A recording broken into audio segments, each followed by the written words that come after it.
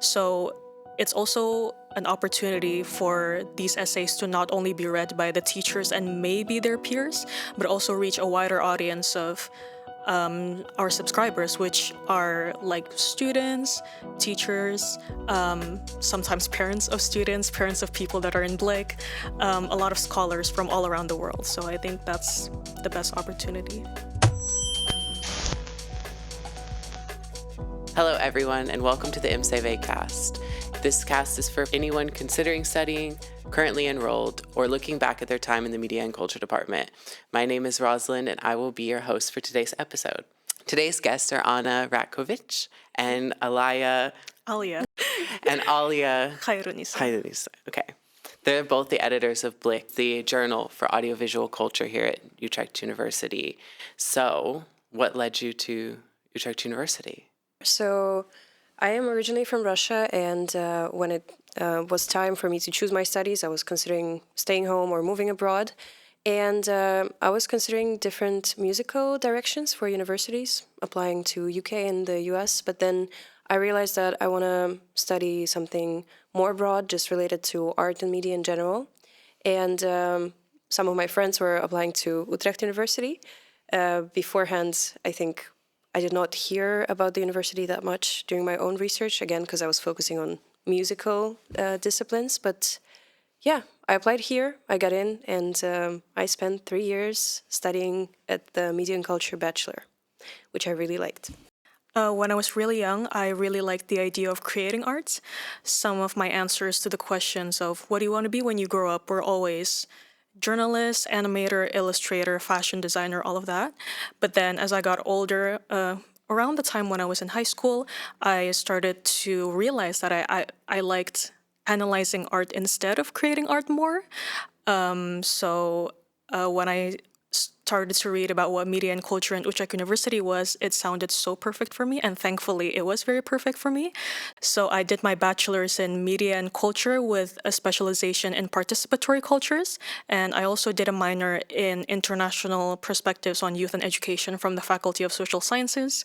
So yeah, it was really interesting to find the overlap between two disciplines and two very different faculties. And here at the MCWCast, we like to ask our guests a couple of questions. The first of which being, what's your favorite way to consume media? In 2 times speed and on my phone the entire time. No, I'm kidding. What's my favorite way to consume media? I have 2 very different answers to that. I'm really interested in analog media. Before going into media and culture, I was very much considering going into theater studies, mostly focusing on like working behind the scenes. But with that said, my research interest is very much digital culture and social media. So I know those are 2 very different things, but I would say analog media is my favorite way. If you were to ask me 5 years ago, I would probably say books, because I was reading a lot when I was a teenager, but now with the academic workload, I would not consider myself a very much of a bookworm, I guess. Probably just social media and also different movie platforms in terms of visual media. But now I suppose I am more into easily consumable media, so social media. I love diving into different Twitter discourses, also visiting exhibitions and different performances. And of course, well, music is one of my biggest passions, so I always listen to something when I'm doing my own things, and I go to a lot of live music shows. And what would you say is your favorite media product, like film, song, television series? Ooh, I do not have a favorite one. That is a bit of a tough question. But in terms of films, I would say that I really like Lost in Translation. It was one of the first films that I actually sat down and thought about when I was a teenager, and yeah, I like And that for one. you? I think something that really like changed my life when I was a teenager was this musical called Deaf West Spring Awakening. It's a revival of the musical Spring Awakening, but in this version, half of the cast is deaf. So the choreography is infused with sign language, American Sign Language. And it's just very, very beautiful. It's directed by the wonderful Michael Arden, which is a Tony Award winning director. So That sounds if you have a amazing. chance, you should definitely watch it. today you're here to kind of promote and speak about your role in BLIK. What is BLIK? Well, BLIK, as we officially always introduce it to people, is a journal for audiovisual culture from the Faculty of Media and Culture. And it is a student-led journal. We are currently its editors-in-chief.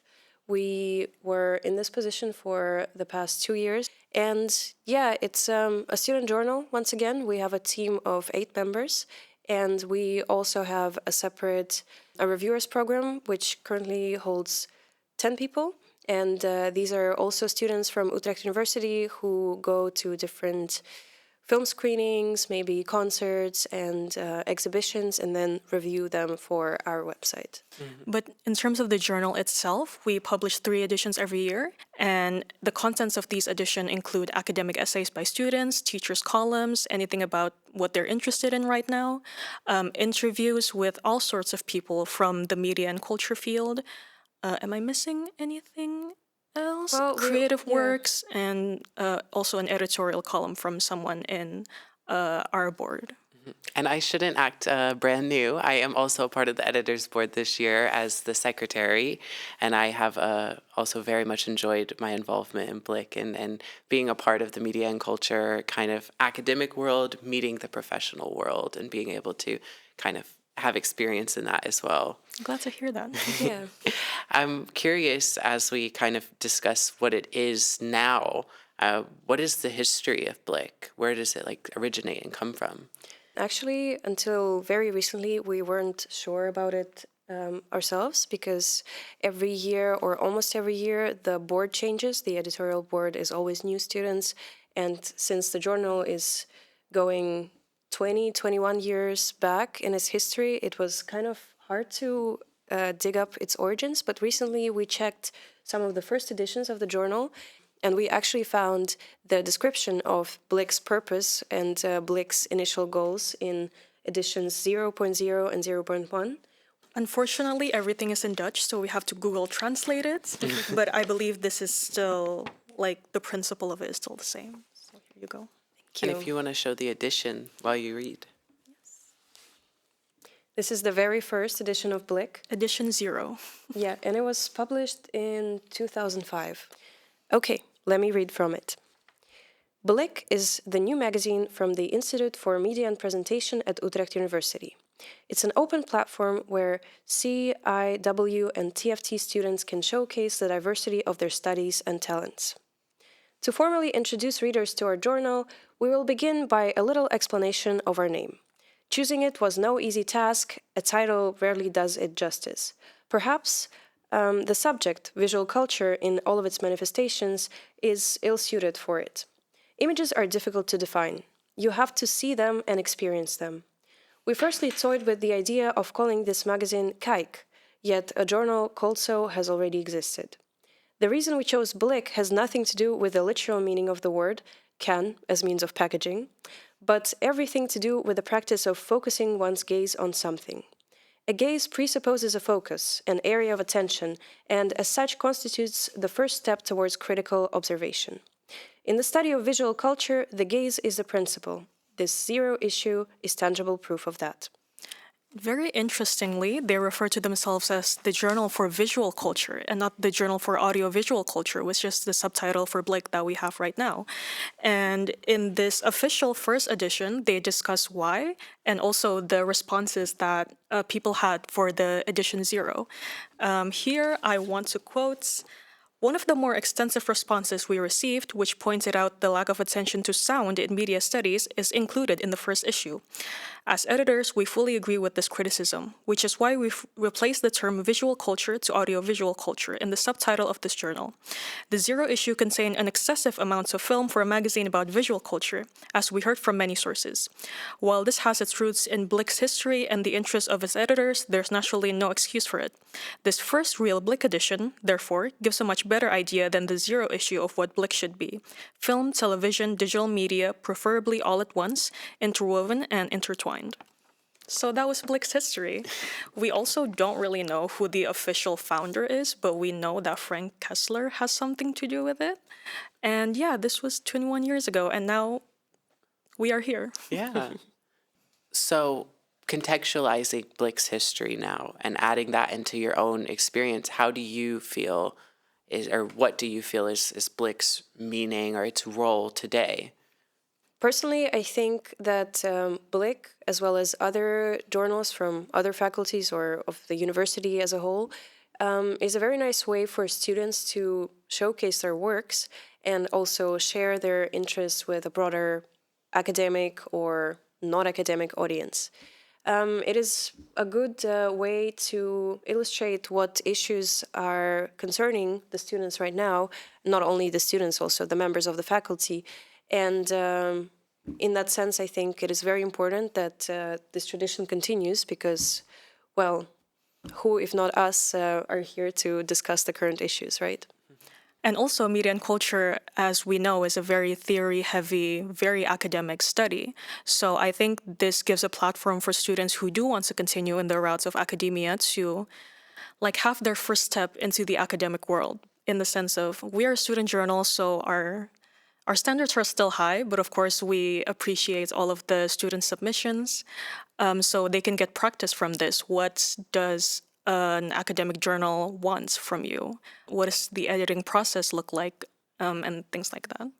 And then throughout your time here in the Media and Culture Department, what draw you to BLIK, or how did you find out and enroll in being an editor in the BLIK team? So the professor who reached out to us was David Tenkate.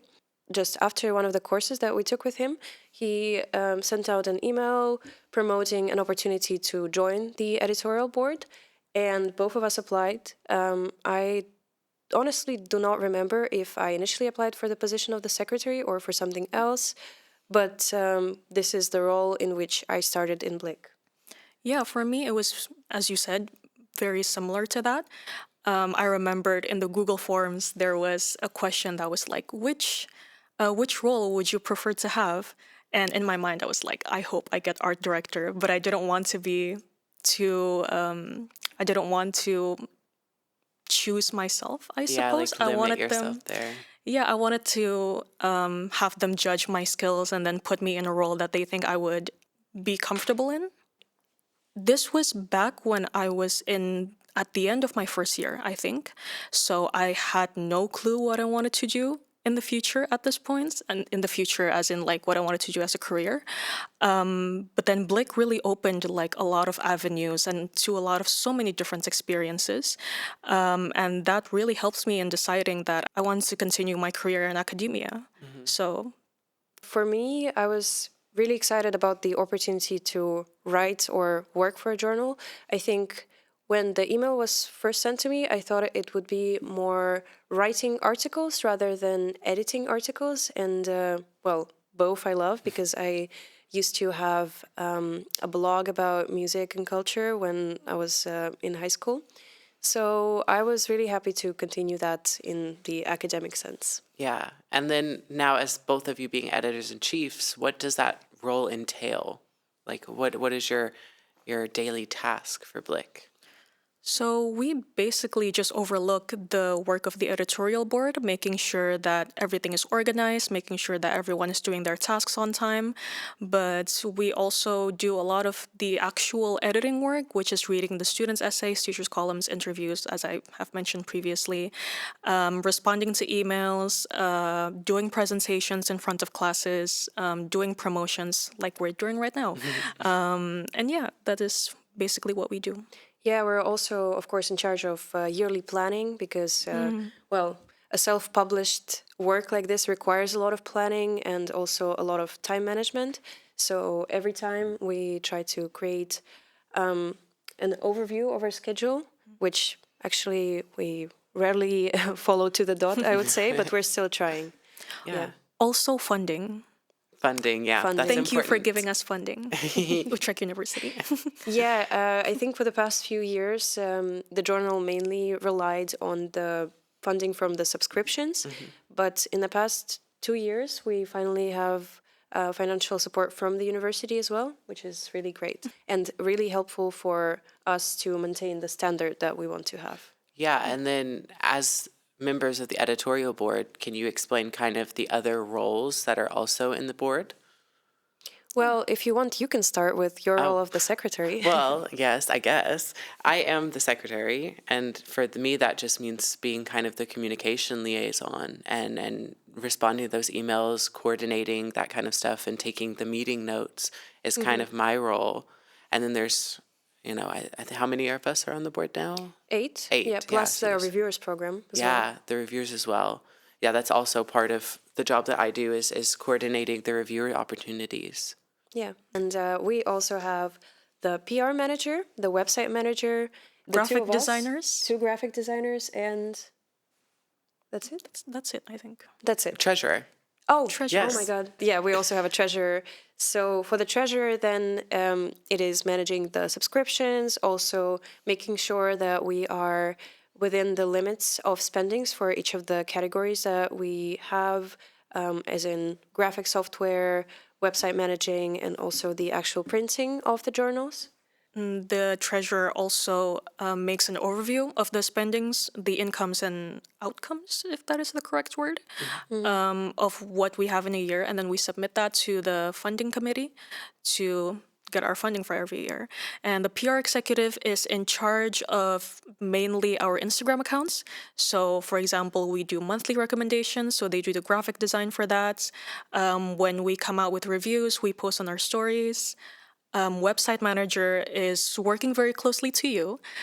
So he edits the reviews that we get from our reviewers program. And then when we are done with the editing process, we publish them on the website.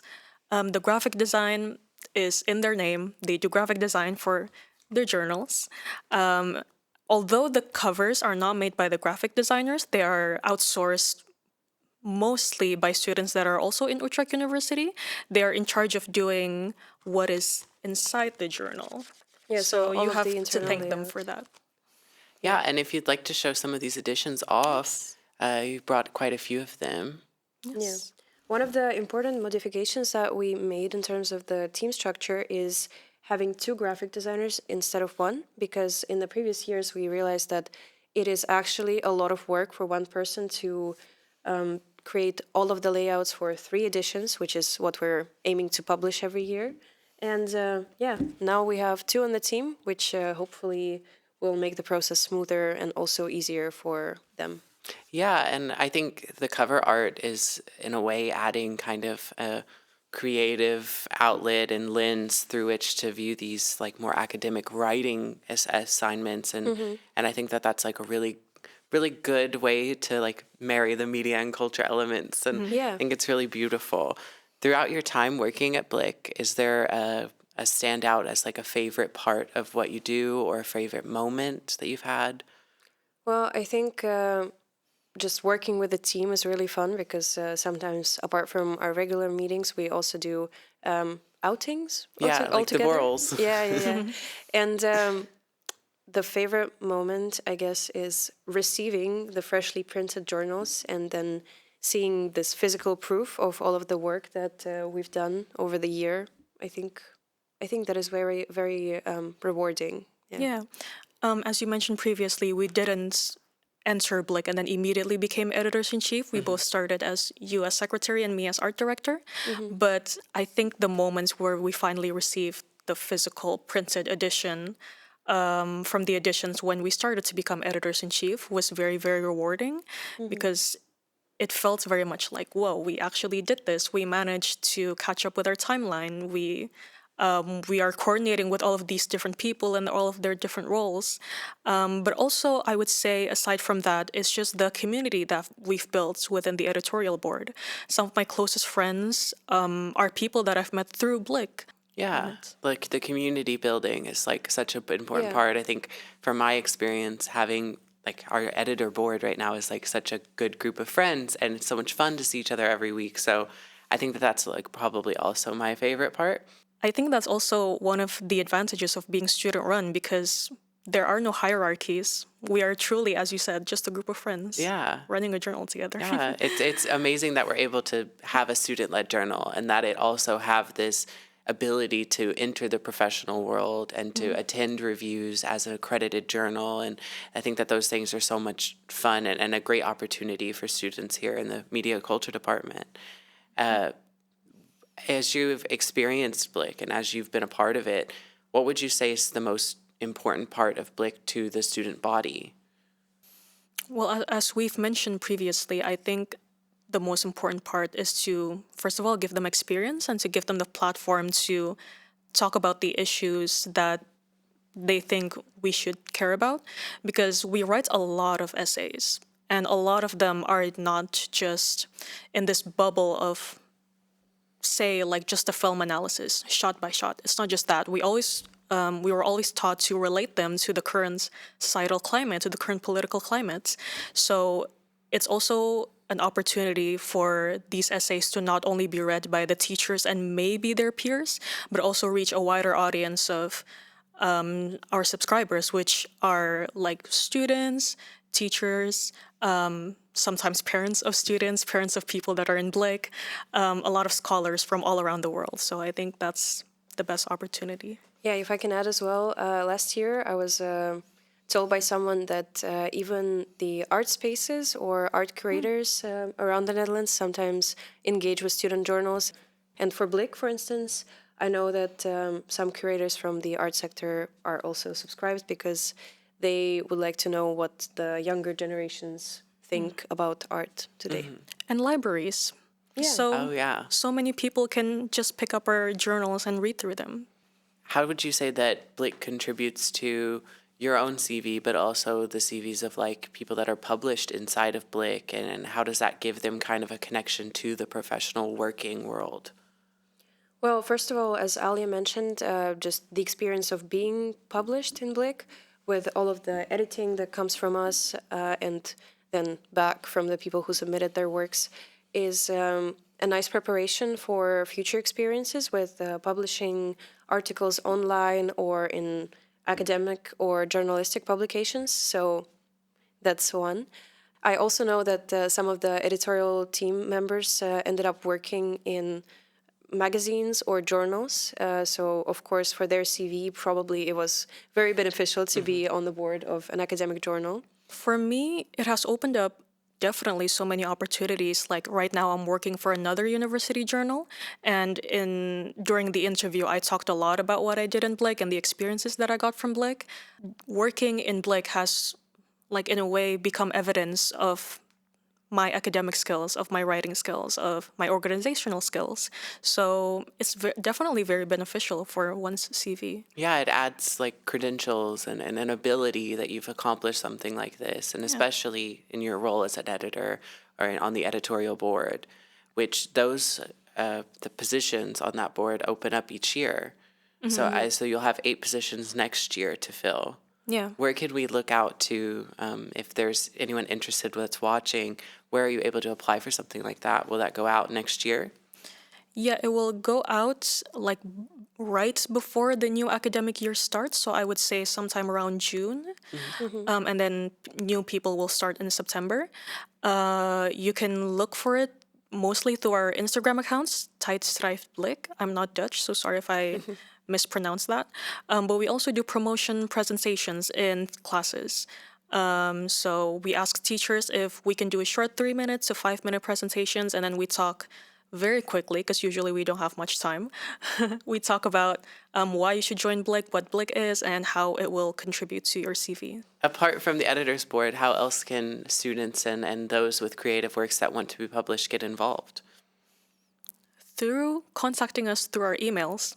We are always just very open to any kind of submissions, not only just academic essays, but also creative works. And by that, I mean, in the past, we've published poems and photography and manifestos even. So if you're interested, send your work over to info@blikonline.nl, and we will read through them and let you know if it fits with the theme of our editions.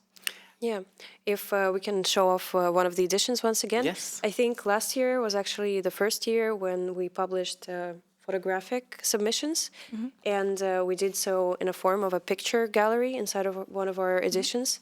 I think it turned out really nicely. So this year we will try to make something similar. So we literally have photographic submissions from students and just people interested in media in general. Yeah, I don't know if it's visible on camera, but yeah. Yeah, and so here at the MCWCast, we also love to do this or that segment. What All that right. means is we will ask you questions, two things. You have to pick which one you prefer. Okay? Okay. So, city center or the science park? City center. I can say so many things about Science Park that will definitely be censored in this podcast. So definitely city center. Film or television? Do you mean like live television, like TV series, or? Yeah, like a TV series or a film. Ooh, I think for me, TV series for now. I love binge watching on something comforting, so. Is neither a choice? It's a brazen one for a media and culture student. I know, unpopular opinion, but if I had to choose, definitely film. I don't have the commitments nor attention span to go through an entire season of a TV series. So yeah, And then theater or dance? theater. Theater for me too, yeah. Literary research or an interview? Interview all the way. Ethnography, yeah. I think interview. Star Wars or Star Trek? I have not watched either of them, I'm so sorry, but probably Star Wars. I don't know. Probably. I also haven't watched it, so just to have some variety, I'll say Star Trek. Okay. Before, or in front of the camera, or behind the scenes? Is both an option? Of course. Yeah. Yeah, I would go for the same one. I would say I'm generally camera shy, but I really want to be on the spotlight as well. So here Disney we are. or Pixar? Disney. Maybe Disney as well. I don't know a lot of Pixar works. Action or rom-com? Ooh, rom-com. Action. I love me a good rom-com. Pre or post-production? Like editing or setting up? Editing, I would say. Yeah. So Maybe setting post-production. up for me. Netflix or YouTube?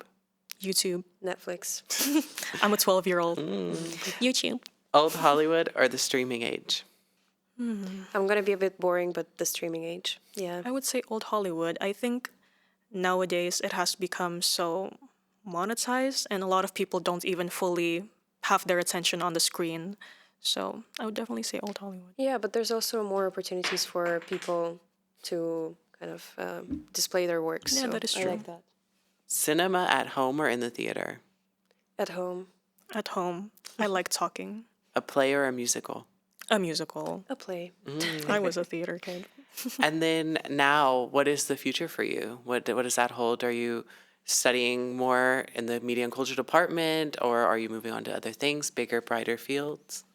Well, I think we're both still technically in the media and culture department because I am doing a research master's in musicology here at Utrecht University this year and then the next year. And For me, I'm doing a master's in new media and digital culture. It's only 1 year, so my time is running out, actually. But my future plan is to eventually do a PhD somewhere in the humanities. So if you're a teacher watching this, I'm good. Trust me. yeah, for me, I'm not sure if I'm going to continue my academia career, but I would really like to get into the work in the culture sector. Right now, I am part of the organization of a small student music and arts festival, and I think I would like to do something like that in the future too. Yeah, and both of you graduated this year from the bachelor's program, right? Yeah. Yeah, Both with congratulations. honors as well. Congratulations. Cum laude for me. Damn. Damn, I'm just flexing. Sorry about that. And to kind of close it off here, what is one thing that you would let a fellow student know, or advice that you would give someone that's just starting their studies here in the Media to Culture department? Maybe I would say don't be afraid to make choices within academia, because we have a lot to choose from within media and culture, starting with a 3 specialization and then, of course, continuing with the thesis topic. I think no matter what you study, you will eventually find out what exactly you want to do through that. So a path that you choose will lead you somewhere. Yeah. I think something that I hear a lot from previous media and culture students is that they wish the study was more practical. But I would say to new media and culture students is to use the very theoretical heavy study to explore your horizons, to broaden them, to see it as a first step towards what you actually want to do. If what you want to do is something more practical. So, yeah. Well, thank you so much for joining us and sharing BLIK with the Media and Culture Department, and for having me on the editorial board too, of course. Thank you for having us. Yeah. Thank you for watching, and if you have any creative works or essays that you would like to submit, please email those to info@blikonline.nl.